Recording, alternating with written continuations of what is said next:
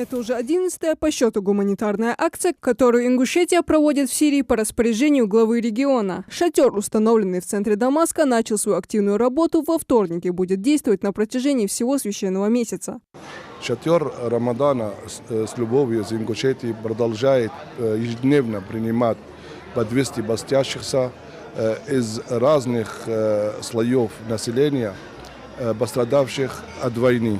За 6 дней поста шатер уже принял у себя женщин, стариков, одиноких и больных людей. А в этот 7-й день Рамадана мы в числе постящихся принимаем на ифтар 70 детей-сирот, родители которых погибли на войне. Ребят привезли на специально заказанных автобусах. Каждый смог лично принять участие в этой встрече. Это прекрасная инициатива, и это реальная помощь для большой части общества, для людей, которые сами не смогли бы прийти сюда. У нас есть сироты, потерявшие память, есть дети погибших. Дети были счастливы всю дорогу, с момента посадки в автобусы и до приезда сюда, к шатру Рамадана. Еда очень вкусная, и все отлично организовано. Мы очень рады. Дети, испытывающие на себе всю тяжесть войны, не ожидали такого праздника, устроенного для них. Спасибо тому, кто пригласил нас на это разговение. С праздником его, и да отблагодарит его Аллах.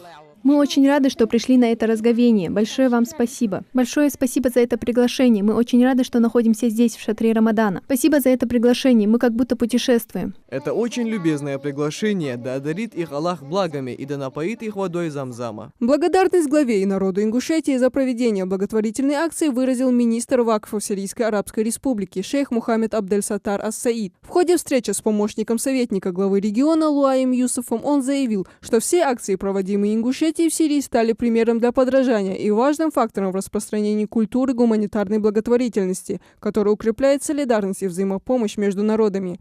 Со своей стороны Луа Юсуф выразил признательность и благодарность министерству за попечительство над этой акцией, за четкость и хорошую координацию всех связанных с ней мероприятий, а также за стремление дать возможность посетить шатер наиболее нуждающимся семьям.